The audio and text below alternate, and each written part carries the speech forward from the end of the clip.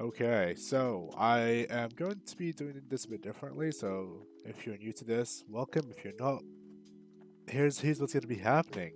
Um, I'm going to be spending about half an hour. I'm going to be talking about Black Lives Matter because it's a cause that I really believe in, and it's something that I really want to be pushing out there. And I feel like more people should be because, well, it's a platform. Twitch is a platform that you can, play games, you can have a good time, but you can also spread messages that you really want on.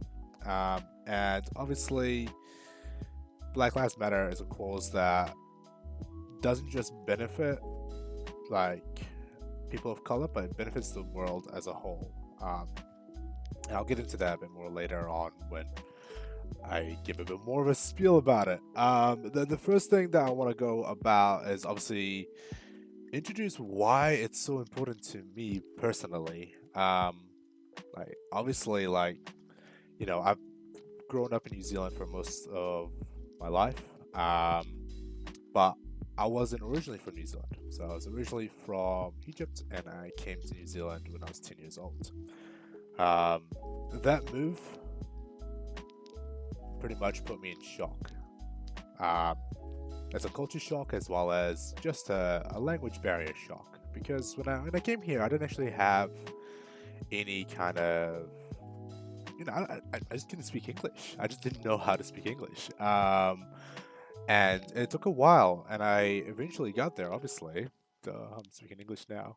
Um, but in the process is the part that people obviously don't look at. They're like, "Oh, cool, you can speak English now," but they don't turn down the music a little. Okay, cool, thank you. Okay, tell me if that's better now. Thank you for that. Um, so yeah, obviously it's not something that a lot of people are going to be very switched on about. Is that they're not going to understand that growing up in a different country is an easy thing to do, or I'm sorry, a hard thing to do.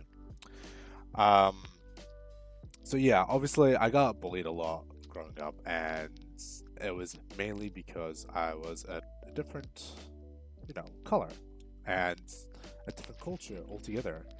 Um, so people just kind of didn't look past that. And obviously, it was, in intermediate and in high school where a lot of it happens. And that's something that's the thing that really annoys me is that why does that happen in those younger audience?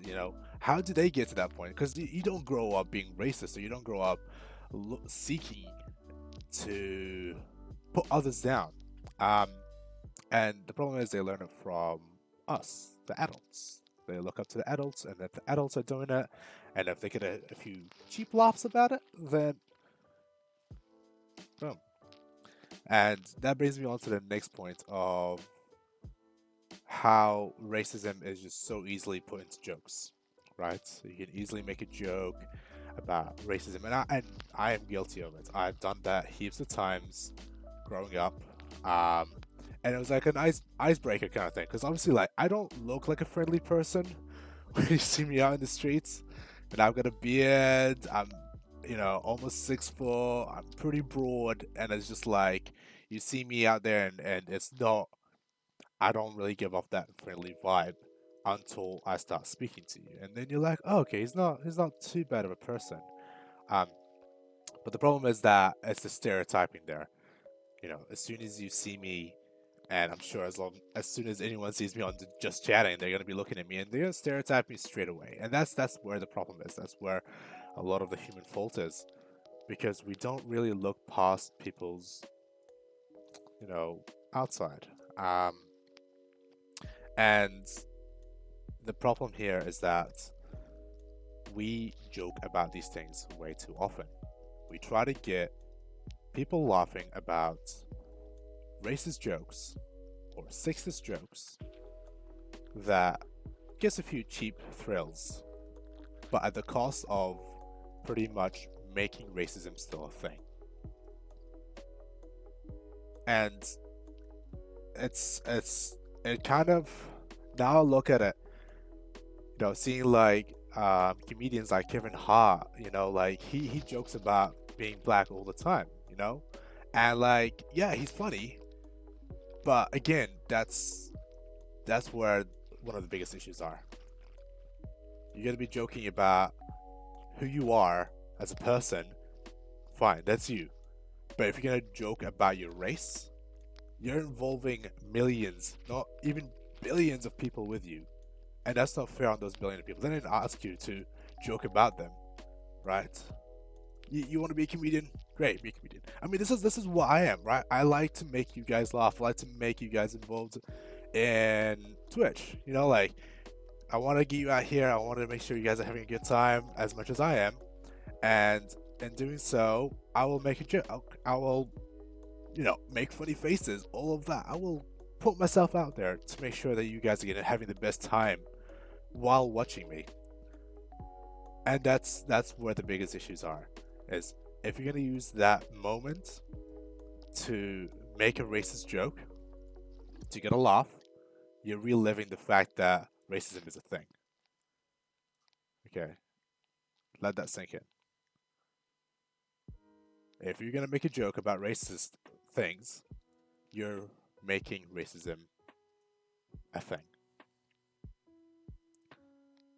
So yeah, that's a big thing there, is that we need to stop making jokes about racism. We need to start, instead of jokes, make it a thing where we uplift races. Okay, because jokes usually involve, like, these racist jokes usually involve stereotyping of races, and then if you're gonna stereotype these races, then that's where the racism begins, because you make a joke that everyone expects about a certain race, right? They know the punchline straight away because you've said it before, or because they've heard it somewhere else before, because they've heard it from someone else, and because that joke just repeats itself, and that stereotype stays as it is. So we need to stray away from that. We need to stop making these jokes and start trying to look at other ways to uplift these races. Yeah, that's the big thing there is stray away from racist jokes and try not to laugh about them. If somebody in a public setting makes a racist joke, don't give them the humor they want to see. Don't laugh, don't smile, okay? And I know sometimes it's hard, sometimes the jokes might be unexpected and you'll be like, oh, that's funny, but that's again a part of us as humans trying to better ourselves and trying to better the world as is. Okay? Because if they don't see you guys laughing, okay, they will stop making that joke. They'll think twice before making that joke again. And that's how you kill it. Yeah. So yeah, that's pretty much it. And please, while I'm speaking, I'd love to hear your opinion as well. Like, if you guys have things you want to talk about as well, if you have opinions that you think, oh, well, actually, Sparty, you forgot about this, or why you're saying that does make any sense, just check in the chat. I am more than happy to chat about this, right? Because, everyone's free to say whatever they want. Yeah. One other thing, and this is a very sensitive one, and I might be stepping on a few toes here, but it's also part of this whole Black Lives Matter blanket, right? And that it is talking about white privilege, right? And that's pretty cheap coming from me because I'm not white, right? But growing up in a white country, I have learned a thing or two about white privilege. Okay, and again, this is not going to be about a joke about white privilege. This is not going to be anything. It's just going to be chatting about key points about white privilege that people often mistake for the jokes and the stereotypes they hear about. So this is not a dig at white privilege. This is just an information about white privilege that I came across that I feel like I really have to be sharing out there so then other people understand what it is we need to be expecting from people who are privileged and happy to be white. Um, all right, so pretty much, white privilege does not mean that you've gone through life without any hardship, right? Because I know a lot of white folks out there who had to do so much work, had to go through so much pain to get where they are at the moment. Okay, that does not mean that you know they haven't gone through hell. No, they have. They definitely have. Okay, I acknowledge that and I respect that. But one of the things is that they did not worry about race. Race was not a problem for them. Okay, to get where they are, right? No one second guessed them. No one took two looks at them. Okay, because they're white. They're the predominant race. So no one is going to be, you know, double checking their creds or, you know, second guessing them in any way. And to say that, these also apply to other privileges, right? There's heterosexual, there's male privilege, right? So like we already know that sexism is still a thing, and that really is a shitty thing. Because, like, come on, women deserve more than men. Okay, they deserve just as much as men, but in my opinion, they deserve more. Okay, they go through so much shit in life, right? Whereas men, they just take it as it comes. Right? As a male, I know that a lot of the things that came by for myself, all right, were pretty easy. But females are also going through the same struggle that, let's say, black people are in America. Okay, and now if you're a black female in America, that's another story. So again, there's white privilege, there's male privilege, there's socioeconomic privilege, there's heterosexual privilege, and there's able-bodied privilege. So I'm not saying that white privilege is a bad thing.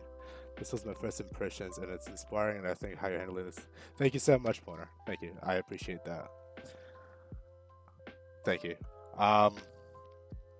So yeah, that is something that we need to be considering, is that white privilege is not just a matter of like, oh, like, it's not like social media white privilege kind of thing that we often associate or often stereotype as soon as we think of white privilege.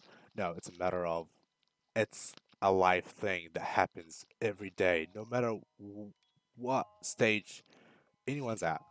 It happens, right? Let's say you're walking down the street, right, and you see a white fellow walking towards you, right? What's your impression there? Now let's say if it was a black male. Alright. If you didn't think any different, good on you. I respect that. Okay? You are doing great. Keep that. But if you're one of the people that were like, oh, it's a black guy, I'm gonna cross the road, check your privilege. That's not right. Okay? You already automatically stereotype that person and you don't even know who they are. They could be the next president. It could be, I don't know, a Christian. It could be a Buddhist. It could be a father, a brother. They're a person. They're a human being.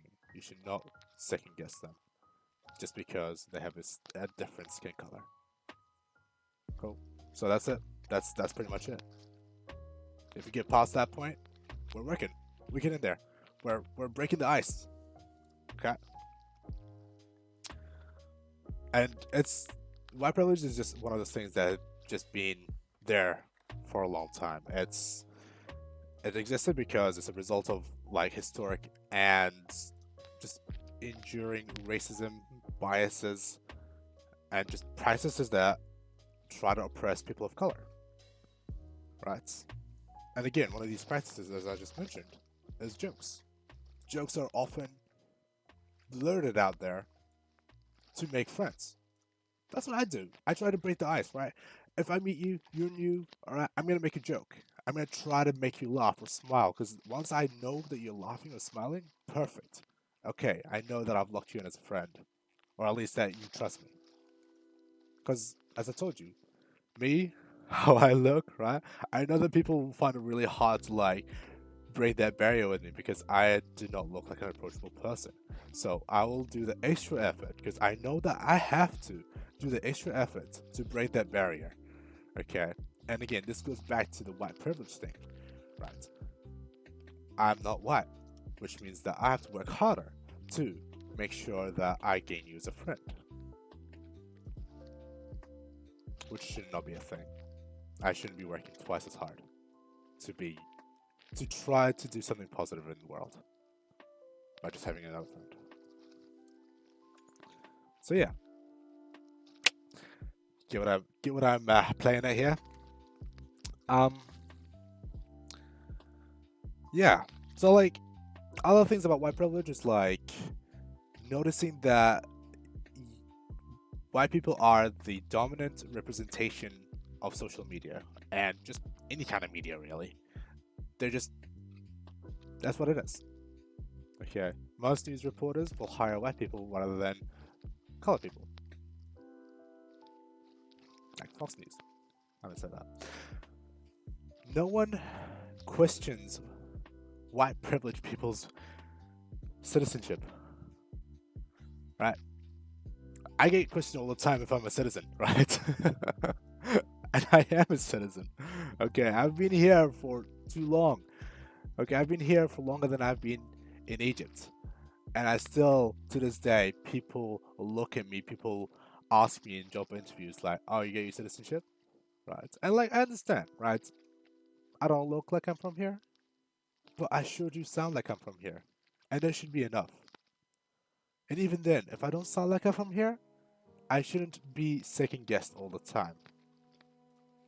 But again, that that was not as much of a problem because, well, it's just natural to assume that someone's on a citizenship if they don't look the same as the default color of that country. But that is also what white privilege is. No one's gonna question you, even if you're not. I. This is the thing, right? I had a Russian friend who, like, pretty much didn't get asked if he was a citizen, but he obviously wasn't, and I got questioned all the time. So you get what I'm playing at. Um, finally made it for one of your streams. So wholesome. Thank you so much for coming. I'm not actually sorry, but like if you stick around for another 12 minutes, we will get into some games, okay? But this is just something I had to get out of the way, is that I have to get this Black Lives Matter spiel out of the way, so then I don't feel like I have to hold it in while I'm playing games, okay? So just stick around for a bit and then we'll get some games, and while you're at it, you know, do try to take some of the points I throw out there. Other things is that you don't get harassed in public locations. Well, if you're, I would say more so. This applies more so for males than females, because, well, again, sexism is still a thing as well.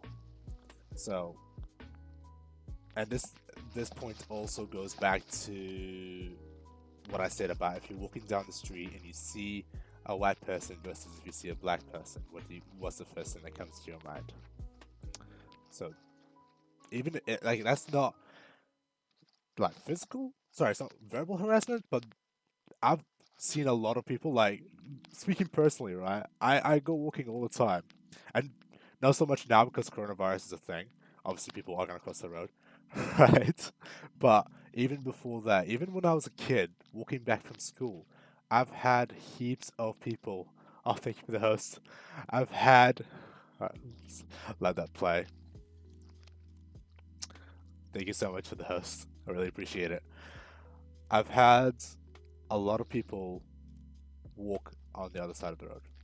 Right? And I'm not saying that all of these people are racist, alright, or have white privilege, but I'm just saying that at least 10% of the people who walked over to the other side of the road stereotyped me before they even knew who I was.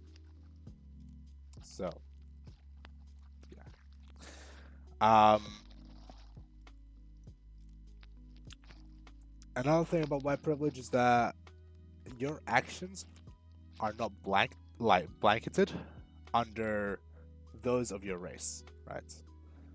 Let me say that again in a better worded way. Sorry. Your actions aren't perceived as those of all your race. So that means that if a white person went away and did something crazy, right? The media is just gonna blanket over as, oh, okay, that's just this person robbed this place. But if a black person did it, the word black is probably gonna be in the title at least 3 times. They're gonna just plaster it everywhere because they know they're gonna get more viewers that way, and because they know that they are increasing that hostility towards black people. They're increasing that fear of a different race or a different color of skin, which is utterly unfair. Every time a black person does something in America, it gets absolutely broadcasted in every news agency they have. And it gets headlined in every newspaper. If a white person did the same thing, chances are won't get as titled. And that's really, yeah, heartbreaking. Anyone worth listening to in these, yeah, definitely. Thank you so much, Michael, for that. So yeah, anyone worth listening to in these times, yeah, 100%. It does make sense, Paul. Right? It's pretty much what it is. It makes sense, and it breaks my heart that that's still a thing. 19 understandable if it was 1920, but we're 100 years, we're a century from 1920, and we're still going through things that really make you question why. Why are they still oppressing people of color in certain countries, or in most countries actually? And as I said, one of the main reasons is because jokes of racism is still a thing. The more you joke around about racism, and I've probably watched about 20 different streams in the last week, and I'd say that about 20% of them made jokes that made me pretty much close the stream straight away. Alright, because I knew that they were just doing those things to get cheap thrills and to get more viewers. And that's not right. Okay. If you want to get viewers, get viewers. Okay, but don't belittle a race to get your viewers. Don't try to make somebody feel worse so then you rise. That's not how humans work. If that's how you want to live your life, check your privilege. That's just not right. You have no reason to do such things. It's just, how dare you?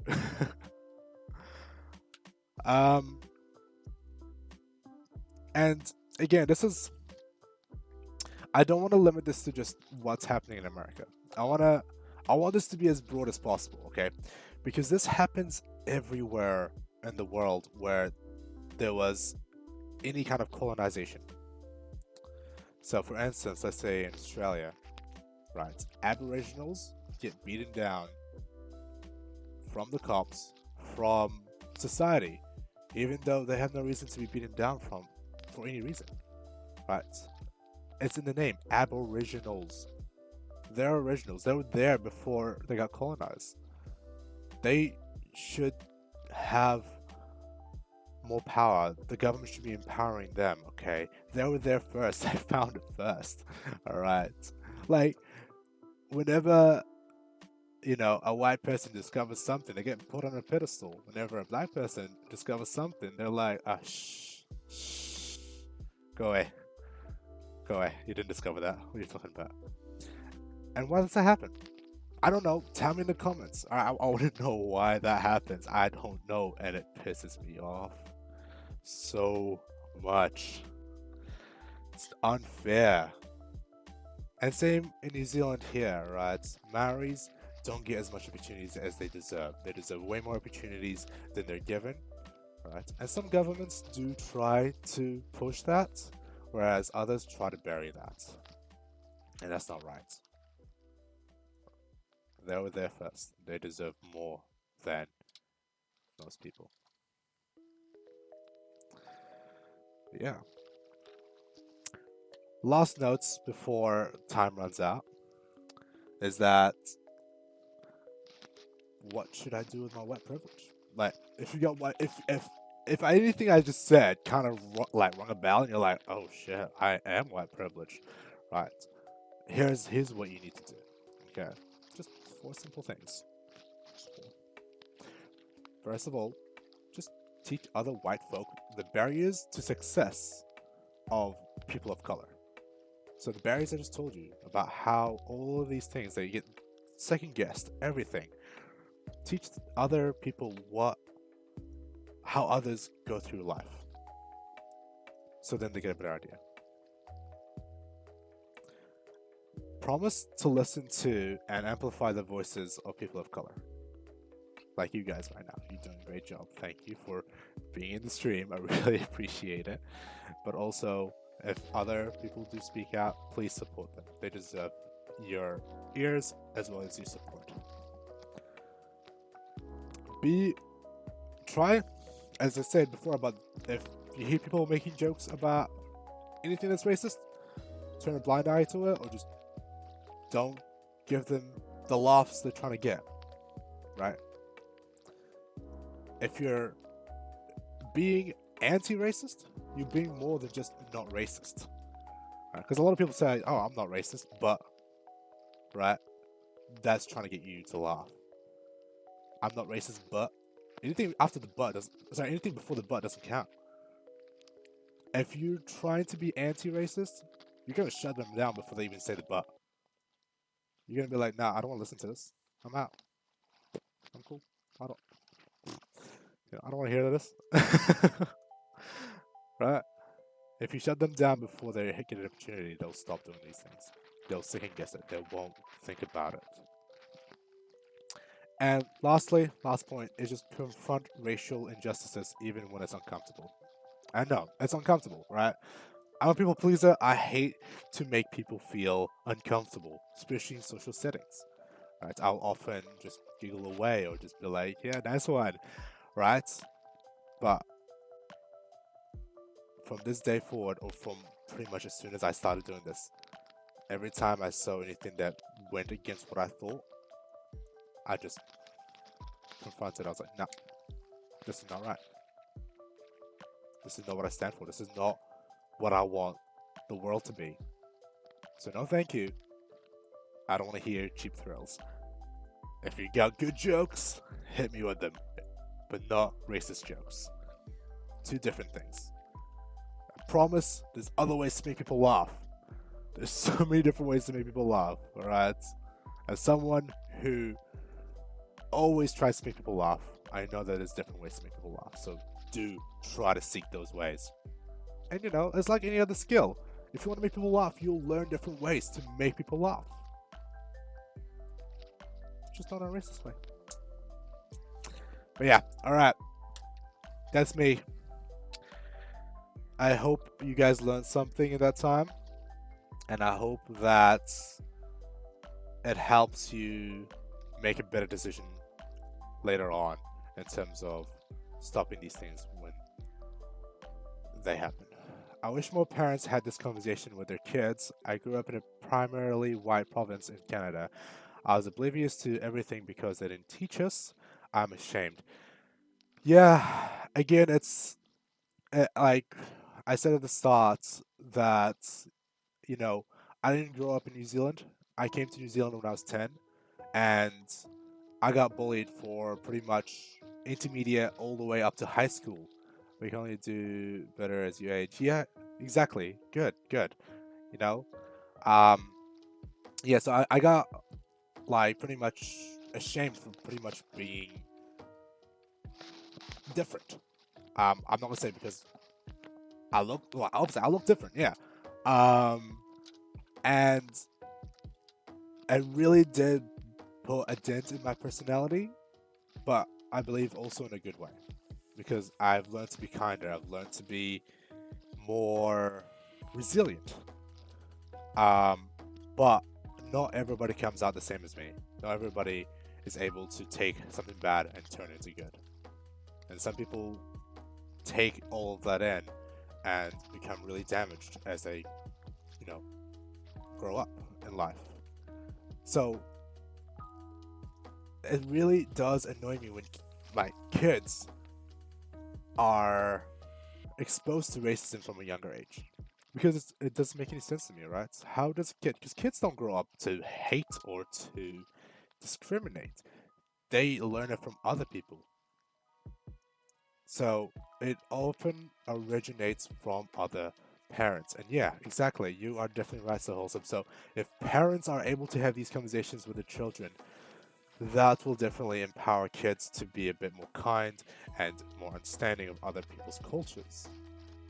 But unfortunately, that's not the case. Because I've met a lot of people who have traveled when they're younger, and they're much better people. Because they went to other countries where they were the minority and they understood what it's like to be the minority. So when they come back to their home countries, they're way more accepting of people coming into the country. And that's where it really is. It's a matter of understanding that it's not easy to go from your culture, your country, to a whole different place. And to go to that place, to spend all that money, to take all that effort and all that research, only to be discriminated, is just unfair, and it's absolutely ridiculous. But yeah. Oh, definitely think that's pretty much everything I wanted to get off my chest. Everything that was weighing me down over the last couple of weeks. But yeah, all right.